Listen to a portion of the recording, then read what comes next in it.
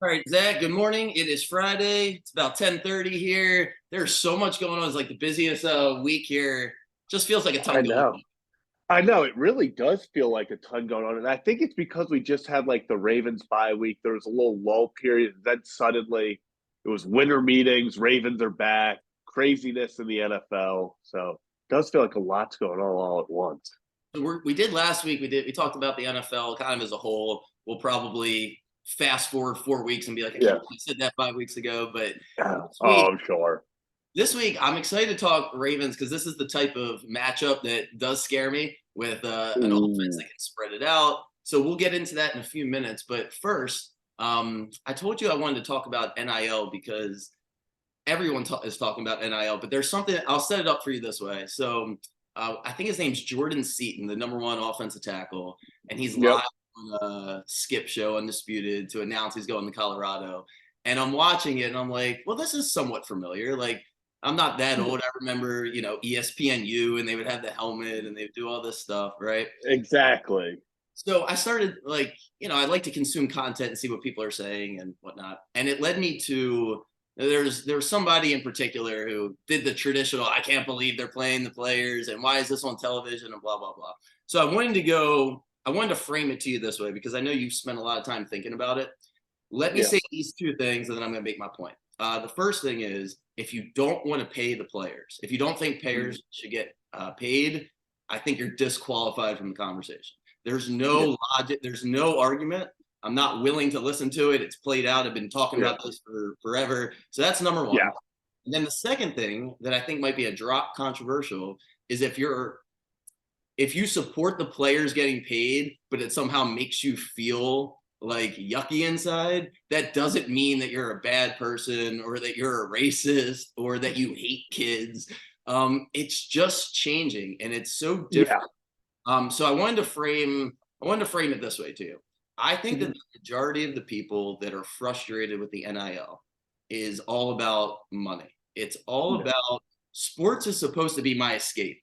So I'm already struggling financially. I don't love my job. I'm annoyed with wife. I'm annoyed I don't have a wife. Whatever's going on, I want to watch sports. And now I cannot watch sports without being like, this guy half my age is making more money than I'll ever make. And I think that's my perspective of why people Yeah. are frustrated with it. But I wanted to have a conversation and get your thoughts. And so go ahead.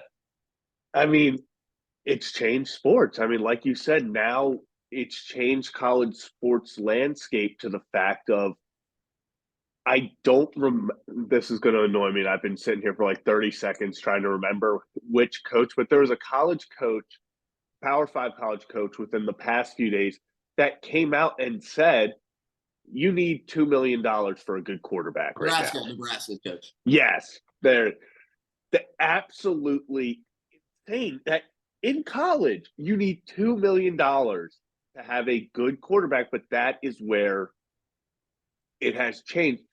But I don't think it's necessarily NIL that has changed the entire landscape. Like you said, people want to point to NIL as like, oh, it's this bad thing. It's turned it into free agency. No, the transfer portal being available to everyone at any moment has made this into free agency on top of NIL making it a bidding war. Mm-hmm. If it was just NIL, players get recruited there, they have offers on the table, obviously money's involved, but it wouldn't be this big free agency. I think the transfer portal is what's making it seem worse than it is, if that makes sense. Because like we are kind of on the same page about, these kids deserve to get paid for everything that they have to go through, 24 hours a day. They are never off. They are always doing something. They need compensation. And it's not as bad as people think. No, it's just I think it's frustrating when we just because you can't talk about sports without talking about money and Yeah. how much money people are making versus the average person. So it's just one of those things where I hate just saying people are jealous, but it's like how many people, I mean, you have a bunch of friends, you have a bunch of people how many people can you say love what they're doing every day? Right? Like Yeah. it's hard. So when you see, and then So I think what happens is, and it's kind of the same thing with the NBA. I'm watching the in-season tournament. And oh, they're trying so hard. And it's like they're trying so hard because they're getting extra money. And is that going to bother me, or can I just let it go?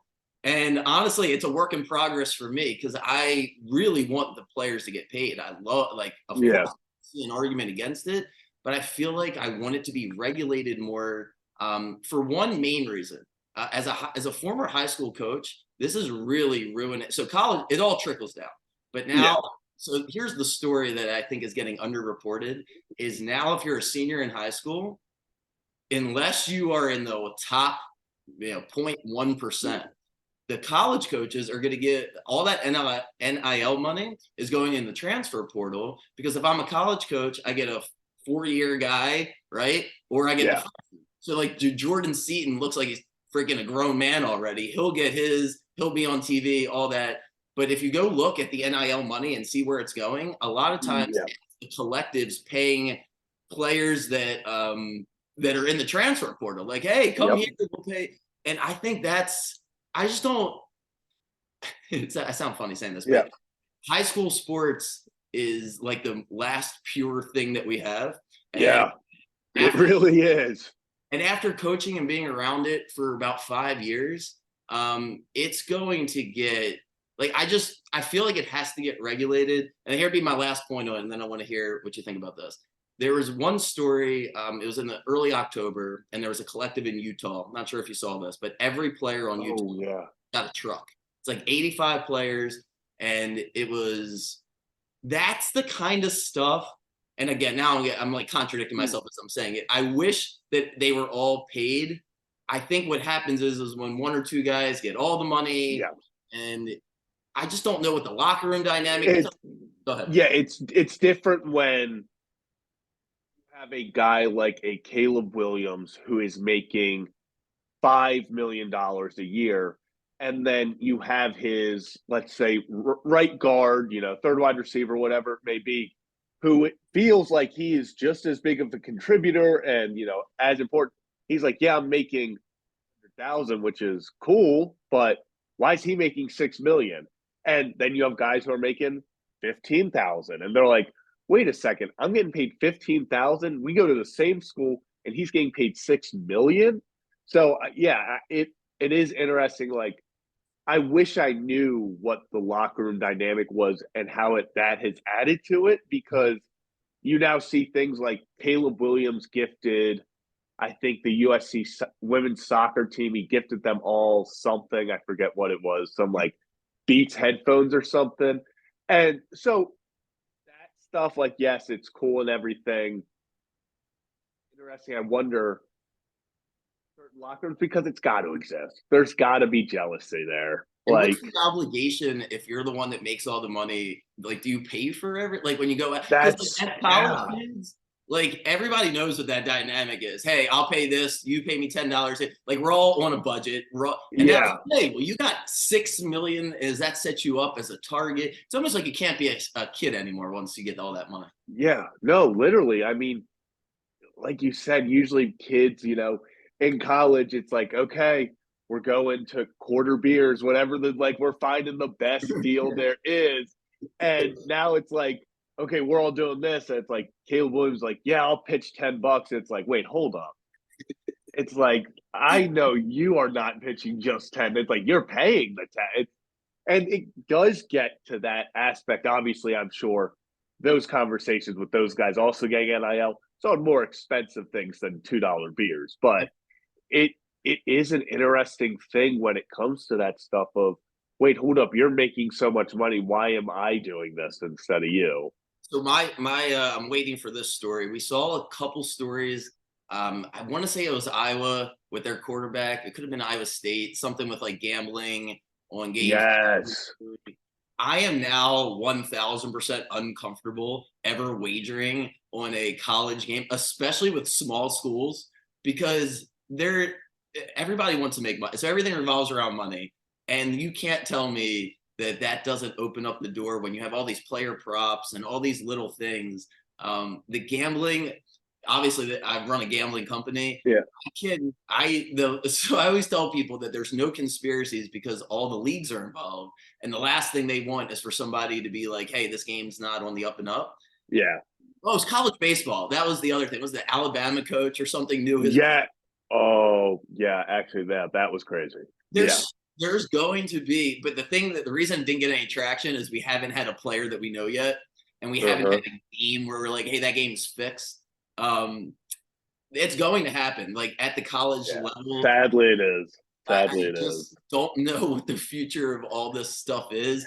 It's fascinating, but the main point that I wanted to make is we have to get rid of the I think basically assassinating somebody's character because they're frustrated with the NIL. It doesn't mean Yeah. that person is a far right, doesn't believe in like kids' rights, all that stuff. I think poisons the conversation. You have to look at it from the perspective of folks that sports is the outlet away from the crap that we all deal with. And now it's not. It was the same thing with Lamar last year. It's like money, money, money is just thrown in my face and makes a lot of fans resent Lamar.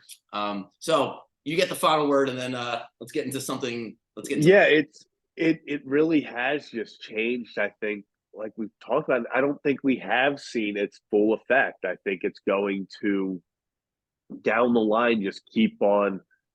I don't want to say spiraling because that would ensue. It's a bad thing, but it is going to just keep rolling, and eventually, in 5 6 years, we might be looking back at this conversation and be like, oh God, we had no clue how bad it was going to get, or oh yeah, NIL was the greatest thing ever. So I think we're still in the very early stages of it. I think it will become more regulated. I hope it does, where you don't just have one or two big donors can go and buy every player to a certain school, because I'm sure that's going to become a thing. And I think as it grows, it's going to become better and better. But there are definitely going to be some interesting things, like we said, locker room dynamics, the transfer portal, high school kids, kind of they're not as important getting recruiting high school kids because you have the transfer portal. I'm waiting So, for the podcast for these kids when they're in high. Like that would be like the high yeah. school. That to me would be the must-watch podcast. Is like a Yeah. 16-year-old kid. Like, you want to see these text messages that I'm getting? Do you want to Oh, see these companies that are proposing these things? And look, if the kids got parents and they got or somebody that can help manage the money, but that would be the next conversation. Is like this guy made $20 million and it's all gone before he's 25. We see that all the yeah. time. Yeah, I mean, we do have to remember that these kids that are getting these $2 million contracts are 19 years old. Like it is insane. I want to know. Last point is I want to know if Jordan Seaton got paid. Like one of the things I always wonder is like, why Yeah, are you going undisputed? Is it because like he didn't really want to go on undisputed, right? Like, does he get a check for that too? Like, he had. I'm trying. Yeah, he must have gotten some because I don't think he would be like that would be his choice. Like, where I want to announce this? At 9:30 in the morning on the West Coast at 6:30 in the morning? None of my friends watch undisputed anymore. Like, I Yeah, don't I was gonna say know. that. Yeah, I don't even know if anyone watches it Like after you'll that. get the clips. I feel like those shows, you get the clips, Stephen A and Skip, and I'll watch 8 minutes of it. But I think people that Yeah, love sports have evolved to, if I'm going to watch an hour long, and I'm not just saying this because you're yeah, on, I'd rather watch you guys on the Ryan Ripken show than yeah. Just them yelling at each other the same two stuff hours is over. too much. Like you It's give me just a 10 so minute much. segment every 3 days, and I'll be like, Exactly. Exactly. I can take them in spurts, but when you just sit there and like, I'll be sitting by the TV and like, I'll have it on, and then it's just like, okay, I gotta turn this off. It's like we're screaming about the same stuff for an hour, and all then they right. have a new guest on, and they scream about the same thing they just did with the other guest. And it's like, okay, And I let's get it. go, people. I get it. It's content. Not everybody watches the Yeah, whole hours. I get it. But let's do all right, that was good. Well, let's do Ravens Rams. Oh man. So I want to frame it to you this way. It was Monday Night Football 2019. There was no pandemic. So yeah, geez whiz. I I think I had practice that night I came home and it was already 7-0. And I'm watching the game and I'm like, the Rams are good, right? Like, what are we doing? Like, we're the best yeah, team ever. That game in LA a few years ago was awesome. It feels like we're playing the same. It kind of feels like the same thing. What are we looking at in this game? Give me just wherever you want to go with it. What do you think's going to happen? I think the MVP of this game might be the weather. It's going to be cold, windy, rainy, the whole 9 yards in Baltimore on Sunday. And I think that is going to benefit the Ravens a crap ton because the biggest assets to the Rams is when they are all healthy, Matthew Stafford airing it out, finding Puka Nakua, finding Cooper Kupp, getting Tutu Atwell involved. And Tyrell Williams is a very good back, but if they have to rely on their run game versus a very stout Ravens defense in the elements where the threat of them airing it out is not strong, that really, I think, pins the Rams back and puts their back against the wall because now their best asset of, okay, we can go find Cooper Kupp or Puka whenever we want and get 15 yards in the rain and wind, ball slipping everywhere. That's a little bit more difficult, people falling.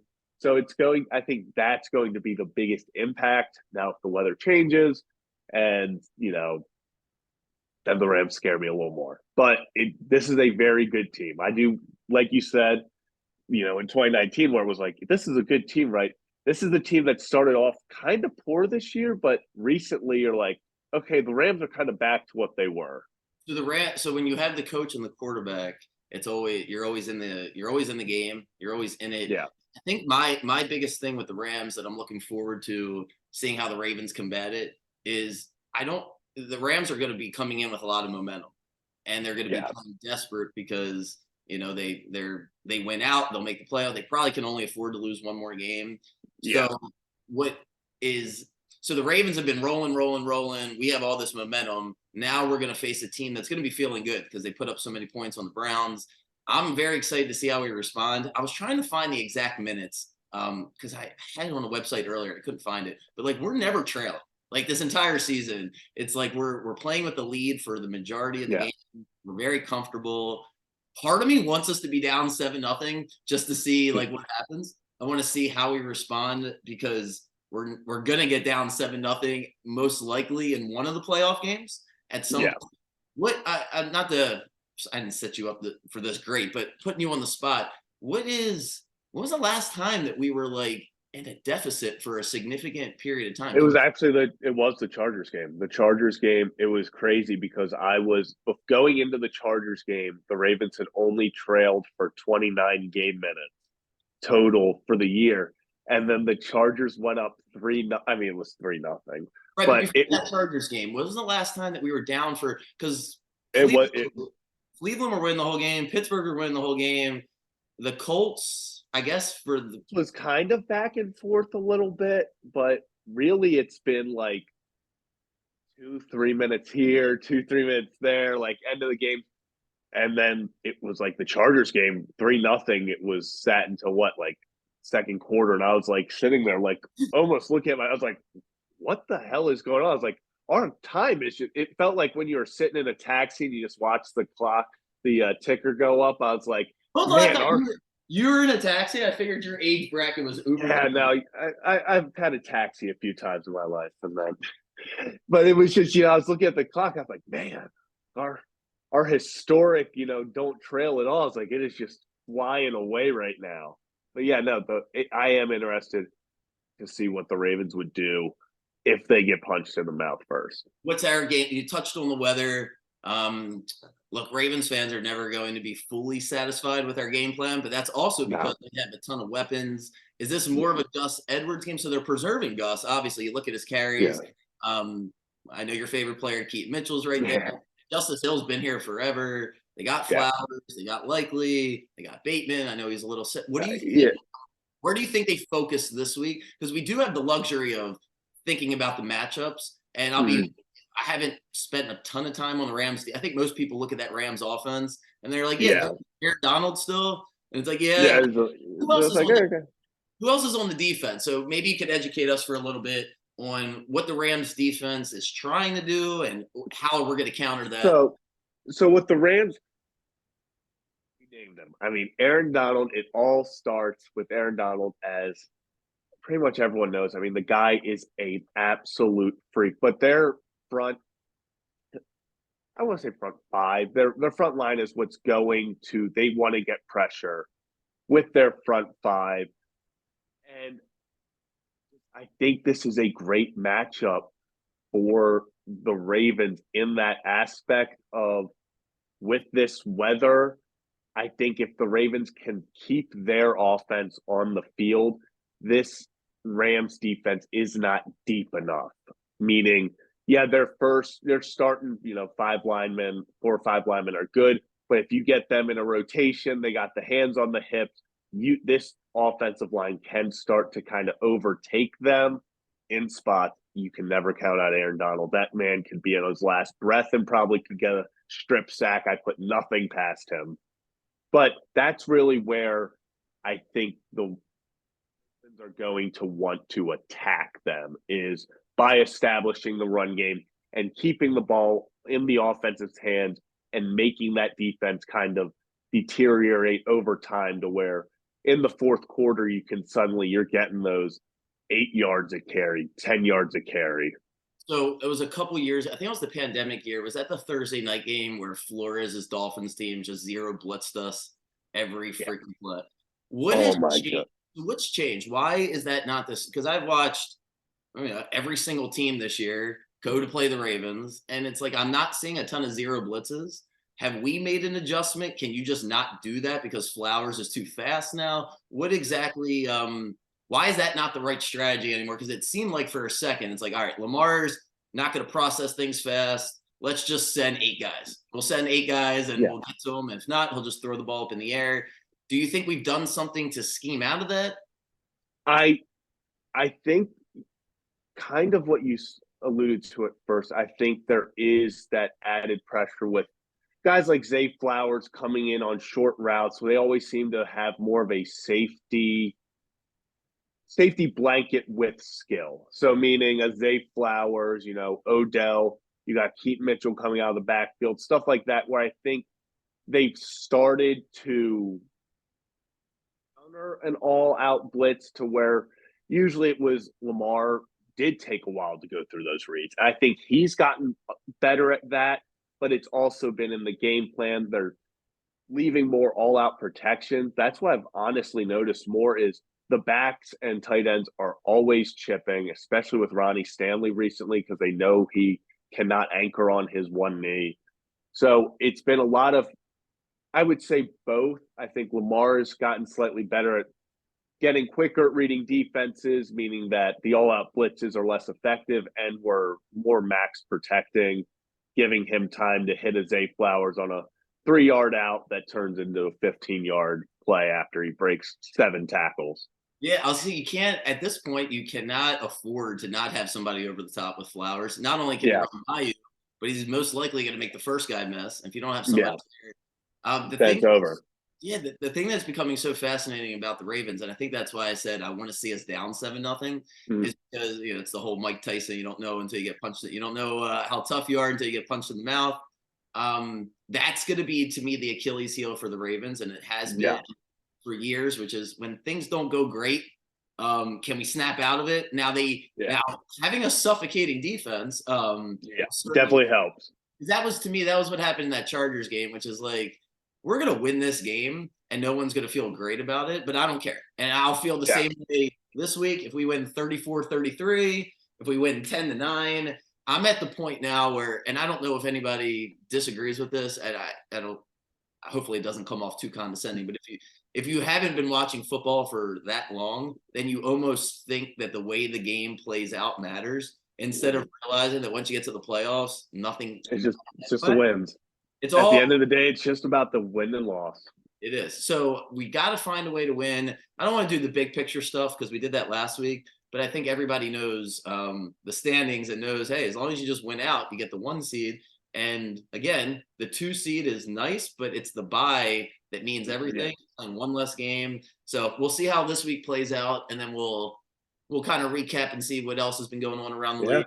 But before I let you go, I want to do one thing on the Orioles, but I want to do it this way because obviously Craig Kimbrell, is Craig good? Is he not good? And I think reasonable people can come to the same conclusion. Yeah. Which is like, of course he's good. I don't Yeah. know continue because he's getting older, but like Yeah. I don't know until April anyway. So like Yeah. he's a known quantity. So I don't think it's super fascinating to discuss.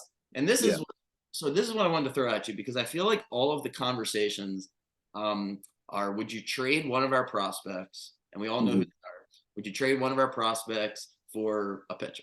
And I don't think that's the conversation. So I'm going to throw this at you. Happy if you want to just tell me I'm wrong, it's okay. But I think that the actual conversation that's going on with Elias is: are we going to trade Santander? Are we going to trade Mullins? Are we going to Mhm. trade Mountcastle, which I think would be a hard sell because of the locker room situation? But my Mhm. gut feeling tells me that Elias, his claim to fame is I draft and I develop. So, Yeah. what is the benefit from him Yeah. personally and from Sure. the money to say, hey, let's get rid of one of these guys who could be an all star for somebody else when I have it won't Mm. cost me as much because Yeah. Santander are already getting paid. The fans aren't going to like it. But here's the reality, and I wanted to frame it for you this way. If you love our prospects, you only 9 guys are in the Yeah. lineup. So you have to kick people out. You kicking out Austin Hayes? No, of course not. I love Austin Hayes. But like before the season last year, it's like, I don't know about Austin Hayes. Exactly. So we have to be very, very honest with ourselves. Gunnar and Adley are in the lineup.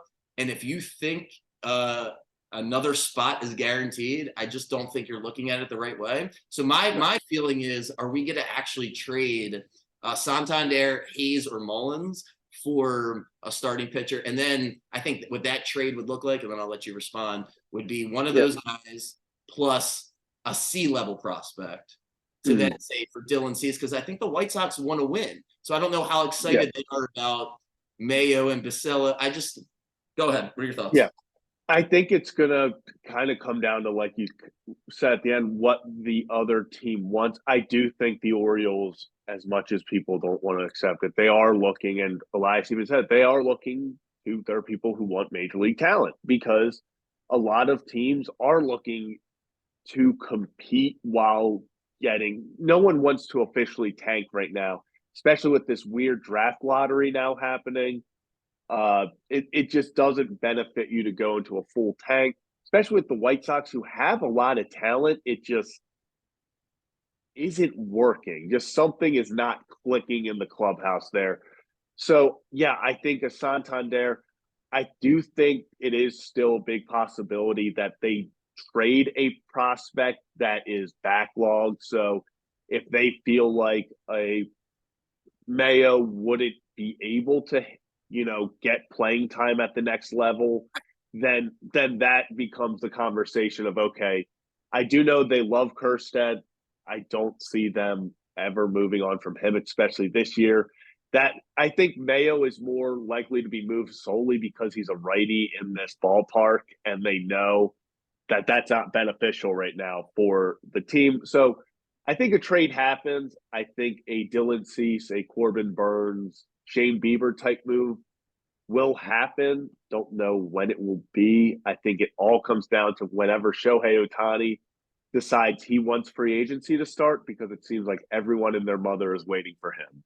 So assuming we made no trade, I'll get out of here on this. Assuming we Yeah. made no trades whatsoever, I would challenge you to put together that lineup without having like an anxiety attack. I'm like, I don't know how I find like I almost feel Yeah. like we have to make a couple of trades Yeah. with the already talent that we have because Kerstead, I mean, I think he's our best. I'll say our best hitter, but he's the strongest hitter. You cannot get Merced is the most pure hitter in the organization. he just natural swing. They're Yeah. not going to get rid of him. Yeah. And if you're not going to get rid of him, that means he has to start. And if he has Mm-hmm. to start, that means O'Hearn can't be the DH and him the DH. And Mullins plays in center and Hayes in left and Yeah. Santander right. You can't play 13 people in the field. You can't. And the It's not Orioles possible. and the honest conversation that you can't say out loud because you're worried about the clubhouse is after that Ranger series, you look at the roster and you're like, our best players are too young and our Yeah. current best players, Santander and Hayes, if you want to look at it like that, are not good. They're not better than Yeah. Simmons and Seager. So Gunnar, we're at that weird spot where our best players are still a year or two away. Hopefully it's this year, because our Yeah. best player, I think we all know who our best players are. But last year, Santander and Hayes, God, it's I They're feel not generational top of the league talent that you need if you want to win the World Series. I feel like, honestly, I'm starting to feel disgusting saying this out loud. Like, I love Hayes. I love. Yeah. I almost wouldn't. Nothing's going to surprise me, but if you just look at it from the general manager's perspective, his job, because remember, he not only doesn't want to win, but he wants to present himself as the best GM. Like, we all have an ego. So I think for him, it's like, well, I'm not getting rid of the guys. I drafted him. I drafted him. I drafted him. Yeah. Santander and Hayes, I turned them into the best they could be. And now I'm going to ship them out. And that's the way it works.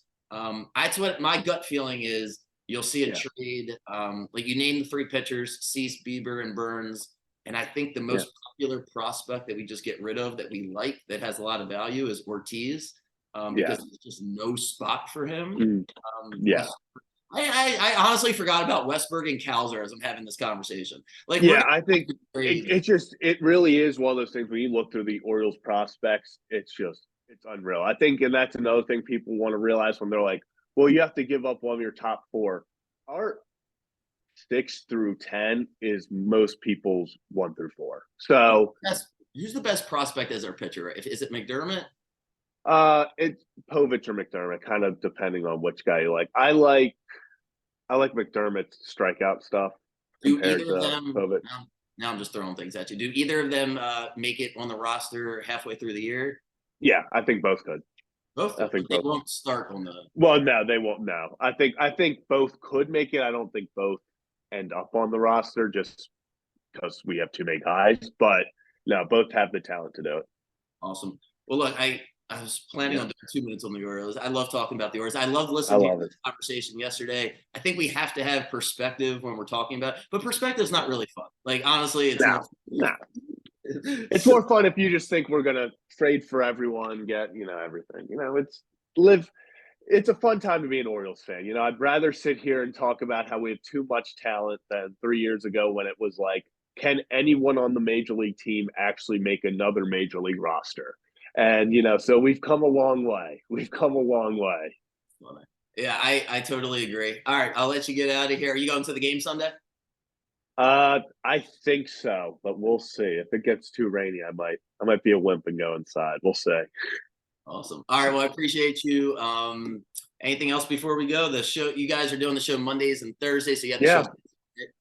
Yeah, no, a lot of fun stuff. Come check us out Monday and Thursday, and we'll be back next Friday to talk.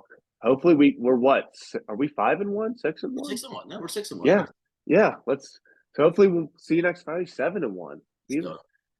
Well, like you said, it should be a kind of a yucky game out there. As long as they just find a way to win, that's all that matters. Just win, baby, win. Glad you're doing this. If you guys need any free betting advice, the only betting advice I could possibly give you guys, because Jeremy's the one that picks these games. I'm going to throw this out there as we're hanging up since I might not record in the morning. But I just don't see the NBA not letting LeBron win the in-season tournament. I think it's a nice story the Pacers got there. But LeBron last night, I don't even like him. But what was he doing? Like, he looked like he was 23 years old last night. It was unbelievable. He just finds these weird stretches where he decides he's back to prime LeBron, and it's so annoying. So, well, if you're betting this weekend, good luck. I appreciate Zach coming on. It's a nice break from just gambling. So appreciate you as always. And have a good weekend. I'll see you next week.